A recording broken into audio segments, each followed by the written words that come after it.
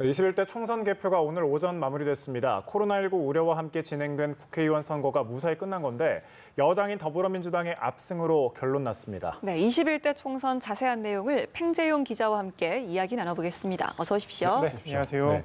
총선 개표가 생각보다 오래 걸렸는데 몇 시쯤에 끝난 건가요? 총선 개표는 이제 투표가 끝나고 난 뒤에 이제 곧바로 시작을 했는데요. 네. 저희도 개표가 언제 끝나는지 계속 지켜봤는데 오전 10시 반쯤에 이제 모두 다 마무리가 됐습니다. 물론 이제 앞에 지역구 선거 같은 경우에는 개표가 이제 빨리 진행이 됐는데 비례대표 이제 선거 같은 경우에는 이제 일일이 다 손으로 이제 개표 작업을 하다 보니까 네. 시간이 좀 오래 걸리는 측면이 있었고 가장 늦게 끝난 지역을 한번 살펴보니까 서울에서 비례대표 이제 개표 상황이 가장 늦게 끝나서 10시 반쯤에 마무리가 됐습니다. 이후에 이제 선관위에서 이제 비례대표 명단을 확정했고요. 오후 네. 5시에 이제 회의를 해서 비례대표 명단을 확정해서 21대 총선의 모든 결과가 현재는 나와 있는 상황입니다. 뭐 결과 많이들 아시겠지만 하나씩 정리를 해드리자면 일단은 이제 여당의 압승으로 결론이 났습니다. 네. 비례대표와 지역구 의석수 합쳤을 때 민주당이 지역구에서 163석을 확보를 했고 그리고 더불어시민당이 17석을 받아서 180석을 확보를 했습니다. 통합당과 한국당 합쳐서 103석의 결과를 받았습니다. 지역구에서 84석 그리고 미래한국당에서 19석을 받았습니다. 개헌저지선이 이제 최소한의 그런 목표였는데 그것은 겨우 지켰습니다. 예. 하지만 기대했던 바에는 확실히 야당으로서는 미치지 못하는 성적표다 이렇게 볼 수 있겠고요.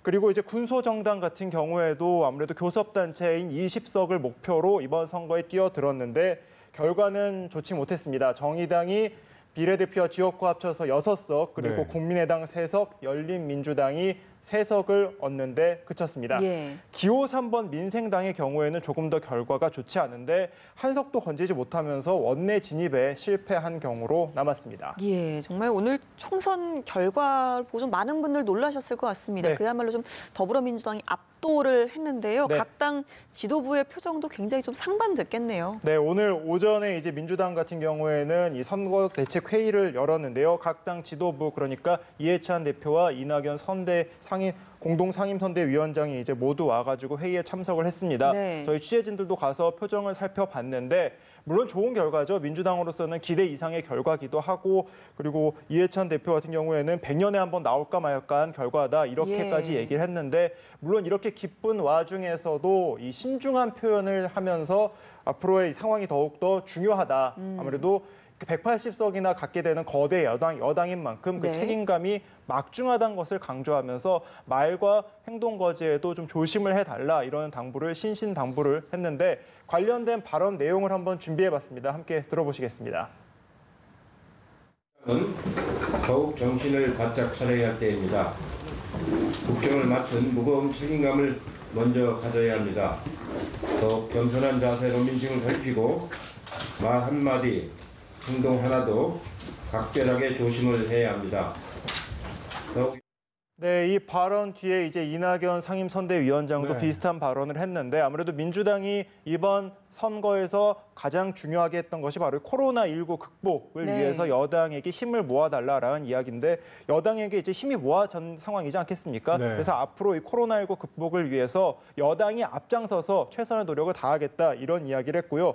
그리고 이 선거 결과를 기억을 하면서 더욱더 겸손하게 당을 이제 이끌어 나가겠다. 이제 당으로서 이제 활동을 하겠다. 이런 이야기를 했습니다. 네, 여당과 달리 야당 분위기는 아무래도 좋지 못할 텐데 그 김종인 전 총괄 선대위원장도 변화가 부족했다고 또 언급을 했네요. 네, 김종인 어제까지는 총괄 선대위원장이었고 이제 사퇴를 했기 때문에 이제 전 총괄 선대위원장이 됐는데요. 오늘 오전 9시에 국회에서 나와서 기자회견을 했습니다. 이제 아무래도 선거 상황이 좋지 못하다 보니까 이번 선거 상황에 대해서 고개를 숙이는 모습을 보였는데 아무래도 아쉽다라는 표현이 먼저 있었고요. 그럼에도 불구하고 개헌저지선이 100석은 지켰기 때문에 이것에 대해서는 또 감사하다는 표현도 함께 했습니다. 이 발언도 준비했으니까 함께 들어보시겠습니다. 꼭 필요한 만큼이라도 표를 주신 것에 대해서 감사를 드립니다. 정부와 여당을 견제할 작은 힘이나마 남겨주셨습니다. 야당도 변화하라는 명령으로 받아들일 것입니다. 국민 여러분의 지지를 얻기에 통합당의 변화가 모자랐다는 걸 인정합니다. 앞으로의 이제 통합당의 행보를 좀 주목해야 될 필요가 있을 것 같습니다. 아무래도 야당으로서는 지금 굉장히 어려운 이제 상황에 처해지게 됐고 네, 그리고 네. 지도부 공백 사태도 현재 맞이한 상황이거든요. 황교안 대표도 사퇴를 했고 그리고 이제 심재철 원내대표가 이제 권한대행을 하게 되는데 심재철 원내대표도 21대 총선에서 현재 낙선한 상황이기 때문에 향후에 이제 당이 어떻게 흘러가느냐 분위기도 많이 생각해 봐야 될 것 같고 앞으로 고민이 많은 게 사실 미래통합당의 이제 남은 숙제다 이렇게 보면 될 것 같은데 예.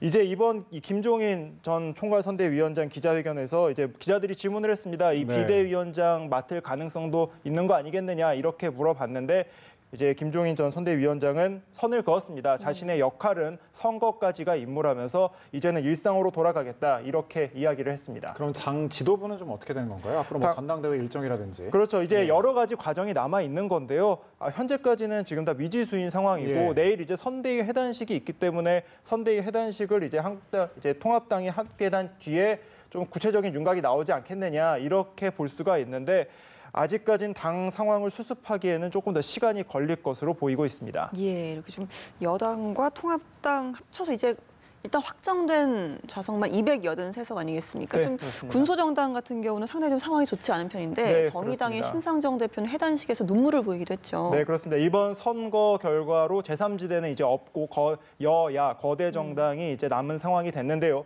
아무래도 이번 선거에선 준연동형 비례대표제가 도입이 됐기 때문에 군소정당으로서는 이번 선거에서 거는 기대가 분명히 있었습니다. 네. 하지만 국민들이 선택한 이 성적표는 확실히 좀 다른 결과를 보였는데 예.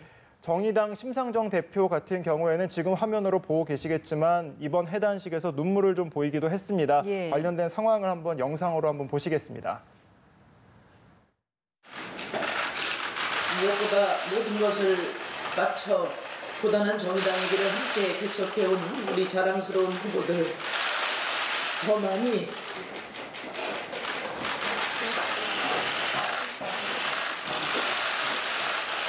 완성시키지 못해서 정말 미안합니다.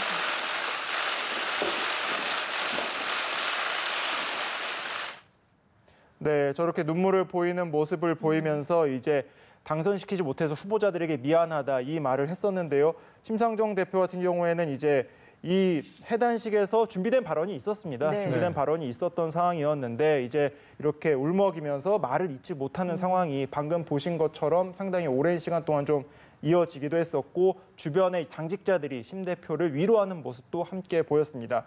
심상정 대표는 이제 진보 정당에 대한 세력으로서 앞으로 다시 길을 찾겠다 이렇게 말을 했는데요. 정의당이 이제 앞으로 다시 시작하겠다. 지금 현재 이렇게 얘기한 상황입니다. 정의당이 현재 6석을 가져갔기 때문에 20대 국회와 비교하면은 사실은 어느 정도 자리를 지켰다라고 볼 수 있지만 확실히 기대했던 바에는 미치지 못했기 때문에 심상정 대표가 저런 반응이 나오지 않았나 싶은데요. 정의당도 앞으로 좀 더 숙제가 많이 남아 있다 이렇게 보면 될 것 같고 다른 정당의 상황도 한번 살펴보겠습니다. 국민의당 같은 경우에는 이제 안철수 대표가 3석을 갖고 예. 가는 결과를 네. 받았습니다. 이제 지역구에는 후보를 내지 않았고 비례대표만 후보를 냈는데 이제 국민의당 안철수 대표 같은 경우에는 선거 기간 동안 국토 종주를 하면서 이제 국민들에게 다가가겠다 이렇게 해서 선거 운동을 좀 이색적으로 펼친 측면이 있었는데 결과는 이제 3석을 받게 되면서 이것 또한 좀 기대에 미치지 못했다 이런 결과가 나왔는데요. 안철수 대표는 국민의 선택을 겸허히 수용하겠다 그리고 앞으로 더욱 노력하겠다라는 짧은 입장을 보냈습니다. 그리고 이제 열린민주당 상황을 함께 보자면 열린민주당도 이번에 더불어시민당과 함께 경쟁을 비례대표에서 하면서 교섭단체도 할 수 있겠다 이런 자신감을 보이기도 했었는데 결론은 3석을 얻는데 그쳤습니다. 네. 이 때문에 정봉주 최고위원도 사퇴를 했고요. 현재 이제 열린민주당도 앞으로의 상황을 좀 불투명하게 된 그런 모습입니다. 그리고 앞서 말씀드렸다시피 기호 3번으로 나섰던 민생당도 한 석도 얻지 못했기 때문에 이제 굉장히 어려운 상황이 된 건 네. 마찬가지고 당의 존립 자체를 현재 걱정해야 되는 상황이 됐는데 손학규 상임선대위원장은 오늘 기자회견을 열고 책임을 지고 사퇴하겠다. 그리고 앞으로의 이제 제3지대를 위해서 더욱 노력하겠다 이런 이야기를 한 상황입니다. 그렇군요. 이제 20대 국회는 마무리 수순에 들어가고 6월에 또 이제 일정이 있죠. 21대 국회가 시작이 되는데 네. 아무래도 뭐 180석이라는 그 의석 수도 그렇고 국회 선진화법도 그렇고 의미가 좀 많이 달라질 것 같아요, 앞으로. 네, 그렇습니다. 이 180석이라는 이 의석 숫자 자체는 굉장히 여러 가지 파괴력을 갖고 있습니다. 네. 일단 국회 선진화법에 따르면 이제 국회 법을 통과할 때 5분의 3 이상이 필요한데요. 180석이 5분의 3입니다. 그렇기 때문에 입법 과정을 추진할 때 민주당 여당 자체만으로도 이제 법안을 추진하는 데 굉장히 탄력을 받을 수가 있는 상황이고요. 그러니까 개헌을 할 때는 200석이 필요한데 네. 법안을 추진하는 데는 180석이 있으면 됩니다. 그렇기 때문에 단독 개헌은 어렵지만 법안을 추진하는 것에 대해서는 굉장히 이제 힘을 얻을 수 있는 상황이고 지금 현재 보시면은 민주당이 선거를 이긴 걸 한번 살펴보시면요. 예. 2016년 선거에서 한번 이겼고 그리고 대통령 대선을 이겼고 지방선거를 이겼고 이번에 또 한 번 압승을 했습니다. 예. 결국에는 중앙정부의 권력 그리고 지방정부 권력 그리고 입법까지도 전부 다 이제 민주당이 승리를 했기 때문에 아무래도 이런 곳에서 왔을 때 민주당이 앞으로 이 이제 전국을 이끌어 나가는 데는 좀 더 주도적으로 될 수 있는 상황이 됐고요. 그리고 이제 민주당이 이번 선거에서 어떻게 하겠다라는 이제 공약들을 낸 게 있지 않겠습니까? 네. 문재인 정부의 촛불 개혁을 완성하기 위해서 앞으로 더욱 노력하겠다 이렇게 얘기한 바가 있는데 검찰 개혁 등 이제 각종 개혁 입법에 더욱 드라이브가 걸릴 것으로 현재까지는 보여지고 있는 상황입니다. 지금 이제 20대 국회가 5월 말에 끝나고요. 5월 29일 날 이제 문을 닫게 되고 6월에 이제 새로운 국회가 열리게 되는데요. 원 구성을 하게 되고 그 이후에 이제 정확히 국회가 시작이 되면은 조금 더 이제 21대 국회의 모습을 이제 지켜보실 수 있을 것으로 보입니다. 예, 21대 총선이 마무리되면서 이제 완전히 새로운 국면으로 정치 지형이 재편됐는데요. 팽재용 기자와 함께 이야기 나눠봤습니다. 고맙습니다. 고맙습니다. 감사합니다.